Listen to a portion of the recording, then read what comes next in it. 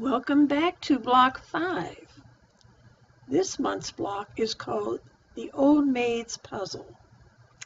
And you know, it's okay, but there's probably a reason why it's the Old Maid. It's kind of boring.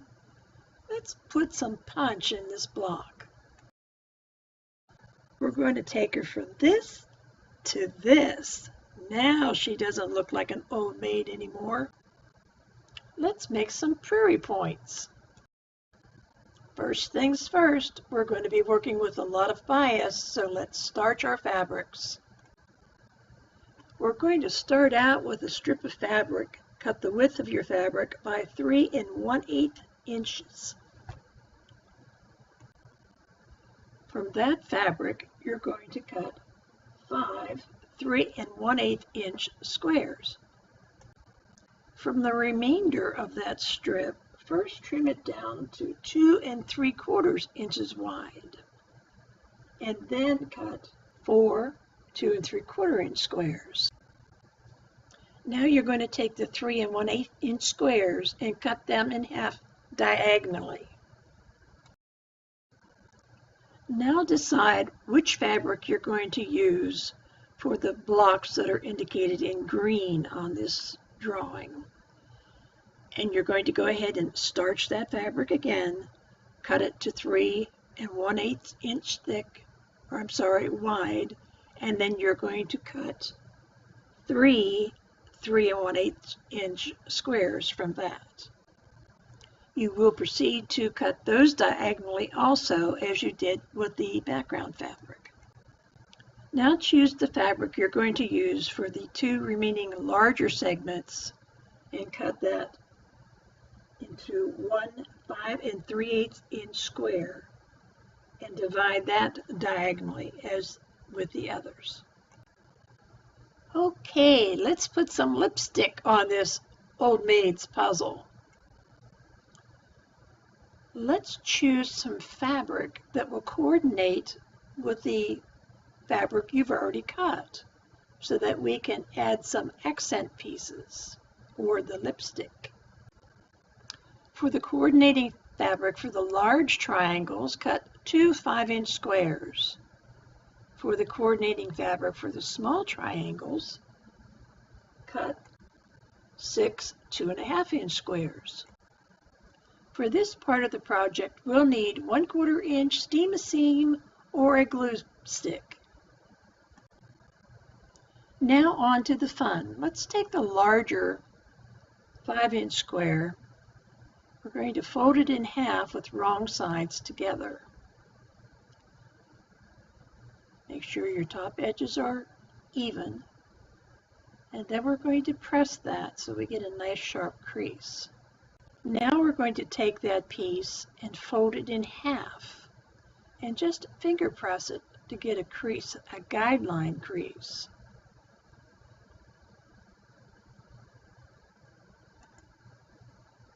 Now we're going to open it back up and we're going to fold the folded end down so that the raw edges are evened out at the bottom. And we're going to leave the fold edge against that crease that we just finger pressed in. We're going to go ahead and press that also to get a nice sharp crease. We're going to repeat the same thing for the other side, folding down the edge so that our raw edges are even at the bottom and we have a point at the top. Well, you might have noticed that prairie point isn't staying closed. So we're going to fix that by placing a piece of steam seam right at the bottom raw edge. And now we're going to fold those flaps back over and hit it with an iron. And now that prairie point is securely closed so that we don't have to use additional pins. Now we're ready to do the same thing with the smaller squares. We're going to fold them in half so that the right sides are out, wrong sides together. Press along that folded edge. Now once again we're going to put the raw edges together and finger press a crease down the center. Fold in one of the folded edges, press it in place,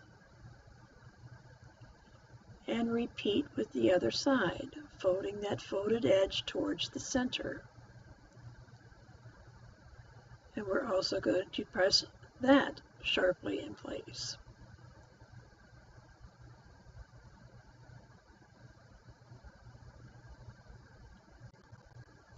Once again, to hold that prairie point completely closed, we're going to tear off a piece of the steam seam, place it down along the raw edge of the prairie point, remove the paper backing,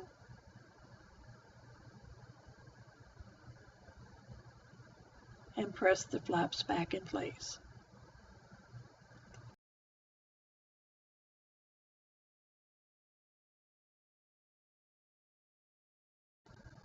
Repeat this process until you have all 6 of the smaller squares folded and both of the large squares folded. Now print out the placement templates found in your workbook and cut along the solid lines. This will guarantee perfect placement for all your prairie points. Using the largest template in the largest triangle, place your template so that it is lined up with the edges of the triangle. Now you're going to take the prairie point that you made for this particular section, and you're going to place it after we put the strip of steam seam down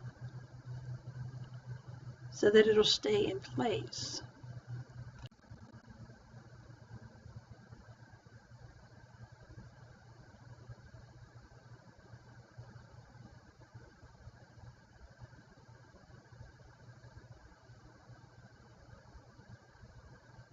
Remove the paper from the steam seam, and now let's get the smaller, the prairie point that we made for the larger triangle, and we're going to place it right inside of that template so it's perfectly centered, and we know this design is going to work out just the way we want. It's all going to match up. Now let's press that in place so that the steam seam can hold that prairie point where we want it. And there you see it's adhered to the prairie point, and it's also perfectly centered. We're going to do the same thing with the smaller triangles. You're going to line the template up with the outer edges. Now this one's a little longer, so it gives you a little bit of a tail to hold on to since the triangle is so small. But we're going to do the same thing here. We're going to get a piece of steam seam, and we're going to lay it down on the fabric along the raw edge. And after it's been adhered, we're going to remove the paper from that as well. Now you're going to take the smaller prairie point and align it with the guide so that's perfectly centered. Press it with your iron, and now you're going to have the smaller prairie point anchored in place, so you need no further pins, and it's perfectly centered in your block and very secure. So now you have your smaller ones done, and you have your larger block done, and we're ready to start stitching. What a nice combination of the steam seam and the template to make sure everything is lined up just perfect. Now let's build that beautiful block. We're going to take a plain triangle, right sides against the one that has the prairie point, and we're going to stitch that with a 1/4 inch seam to make the first segment of this block.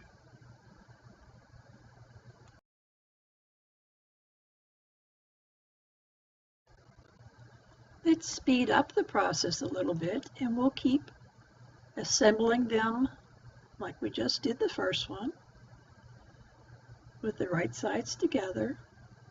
And let's just start chain piecing these pieces together. It will go so much quicker.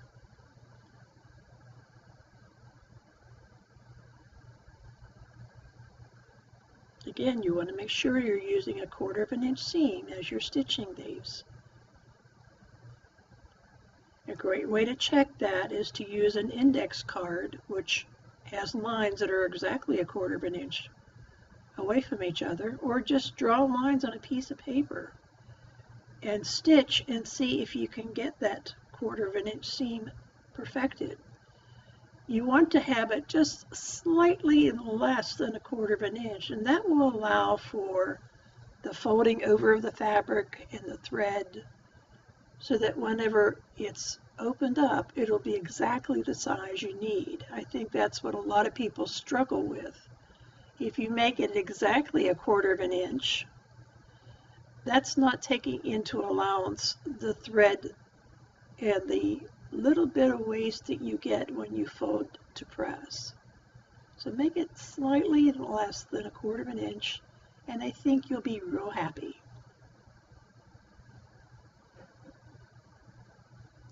And now we have our last one.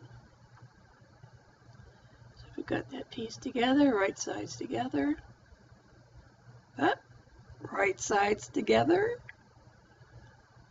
That's so easy to do when you're chain piecing. You just have to keep reminding yourself, right sides together.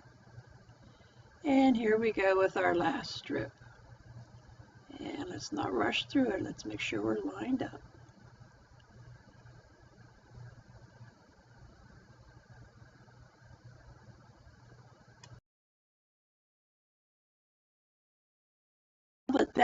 Now that that's done, let's go ahead and snip each of the segments apart. Just that easily. And then we're going to take it over to the ironing board, and we're going to press them open so that they lay nice and flat. But you see how you caught that prairie point in the seam? You didn't need to use any pins at all, and you haven't lost your perfect placement. Don't they look cute just laying there? Now it's time to build up the block.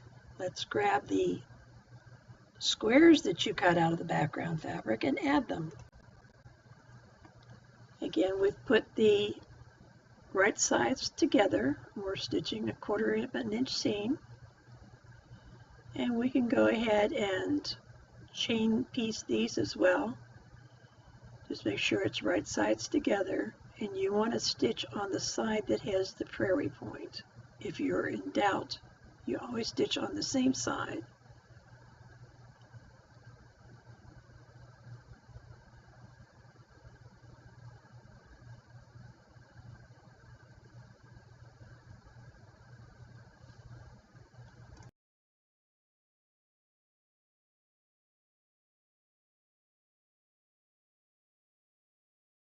Let's clip those blocks apart, open them up, and we're going to, this time we normally clip to the, or press to the dark side, but the way these blocks lay out, it just naturally wants to go to the light side, so that's the way we're going to press them.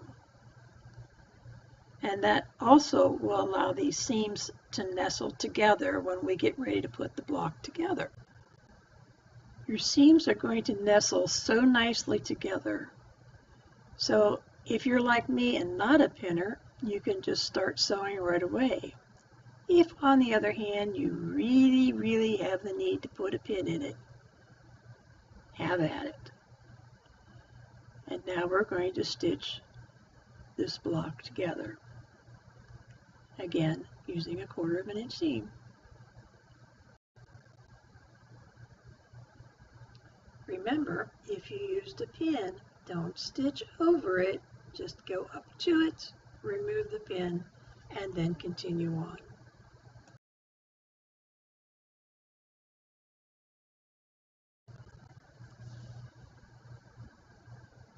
We need two blocks like this. We're going to make sure that our prairie points are pointing at each other when we put these blocks together, if you're not sure of the orientation. Since we need two, we're just going to go ahead and do as we did before, and we're going to chain piece it. Again, you'll see that I'm holding my fingers at the seam line where the seams intersect versus putting a pin in it. So you can do it either way. There is no quilt police here. Once you're done stitching, snip the blocks apart, open them up, and there you go. And we'll go ahead and press those blocks so they'll be complete. Hooray! Half the block is done.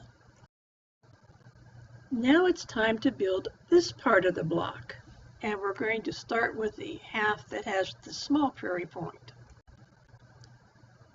For this section, you'll need two plain triangles and one with the prairie point. And we're going to stitch with right sides together using our 1/4 inch seam.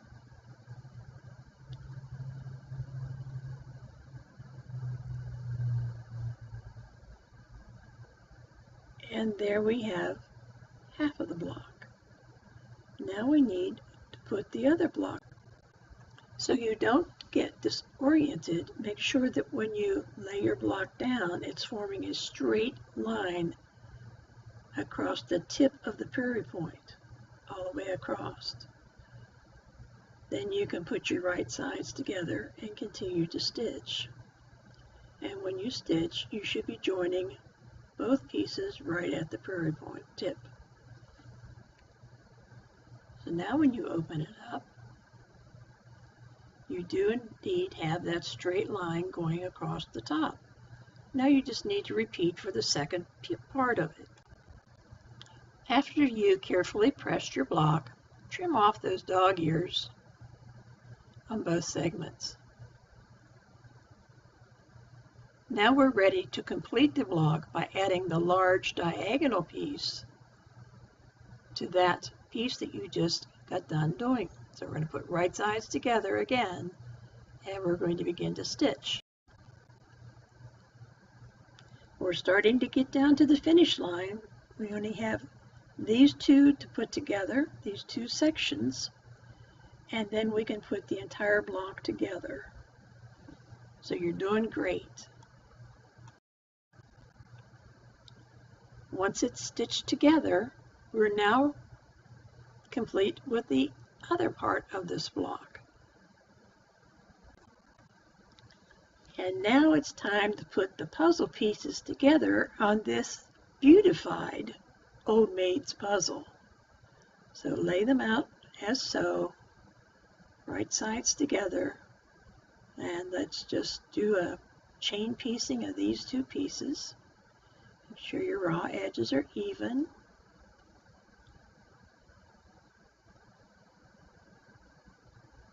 And let's stitch again with a 1/4 inch seam.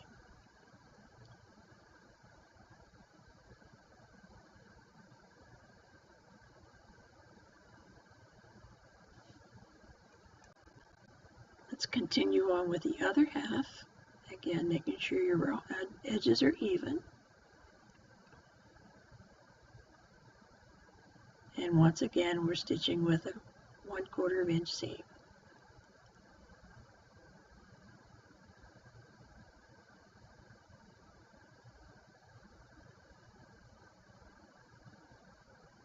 Phew, we're almost done. We only have one more seam to go. This is great. Let's clip our blocks apart. Let's open them up, see what we have. They're looking good. We're almost done. And we want to orient them so that the large points or the large triangles are pointing to each other. Now we're going to take these two pieces, put them right sides together. We're going to nestle those two seams together. And because we're talking about a longer length, you might want to put a pin in there if that makes your pin fantasy come true. Or if you don't pin like I do, you can just let it go. But I generally do use a pin when it's a little bit longer seam like this. So let's go ahead for our last 1/4 inch seam. I am backing up on this just a little bit just to keep that seam line more secure since we're not putting these blocks together right away. That's totally up to you. Normally isn't done in quilting, but sometimes I cheat just a little bit. So let's finish up that seam. We're almost there. Let's take it out of the machine and see what it looks like. It doesn't look like an old main block anymore. Pretty good. Look how nicely everything lines up. Are you proud of yourself? Whoa, back up a minute. I was so proud of the way this block turned out, but I goofed up. Look at that block. It's not in right. Okay, so back to the drawing board. Let's get our trusty seam ripper out. Let's take apart that section and put it back so that the squares are meeting up in the center. Now it looks good. That's the way it's supposed to be. Now I like it. Just goes to show, even the teacher has her moments.